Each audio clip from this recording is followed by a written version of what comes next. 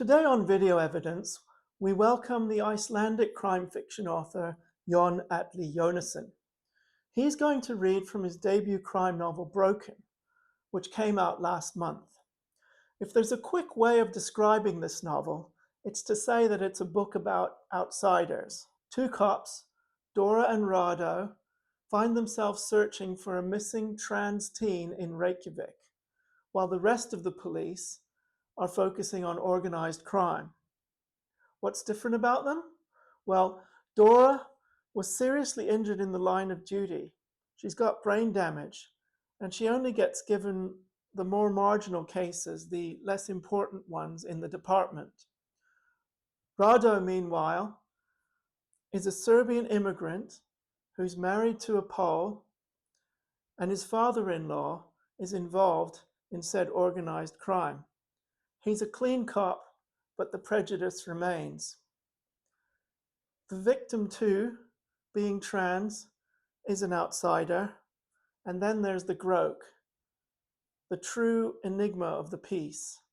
And that's who Jón Atli is going to be reading about today. Hello, my name is Jón Atli Jónasson and I'm the author of Broken, a crime thriller about two outsider cops who are forced to work together in search for a trans teenager who's gone missing in Iceland.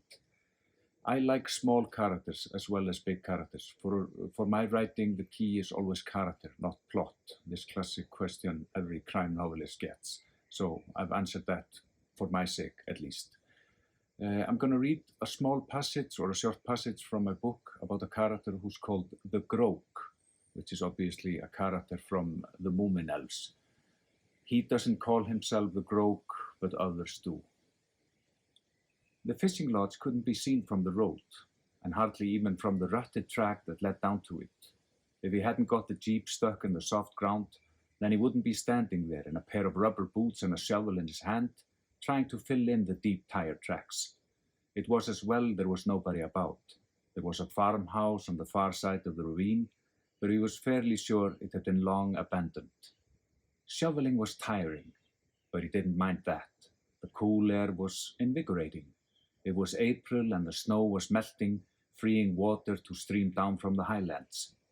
It was difficult to see where the meltwater was going until you put a foot on the ground and the gravel gave way into the slush beneath. This aroused his interest more than anything else. It didn't trouble the Groke in the least. He had never seen any point in letting himself be angered by nature or its laws.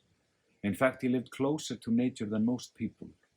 Close to the border with death and decomposition. He was a ferryman of a kind, leading all sorts of people, understandably not always willing, to that border and across it. The two corpses he had conscientiously buried behind the fishing lodge were prime examples. This couple lived in Reykjavik, in one of the new districts that had sprouted up over the last decade. In these sprawling, soulless boxes, where vast flat screens cast their blue glare on the walls and the big picture windows. The couple had stolen money. This was an amount that would have been worth negotiating, if they'd shown a little inclination. But they hadn't. They thought that they would get away with it. They hadn't realized that this was too much money to simply shrug off. Their attitude had been such that threats, beatings, and even torture hadn't done the trick. Some people had to have their hands held to the border between life and death, while others failed to understand that their own behavior brought the border to them. A huge thank you to Jón Atli Jonasson for joining us today.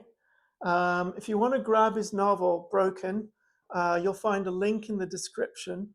We also want to give a big thank you to his publisher, Coryllis Books, for the support that they've given Crime Fiction Lover over several years. There's a full interview with Jón Atli on the site at the moment. The link is also in the description. And we'll be bringing you our review of the novel very soon. Lastly, a huge thank you to you for joining us and watching the video. And if you like what you see, please click the subscribe button and hopefully we'll see you again soon.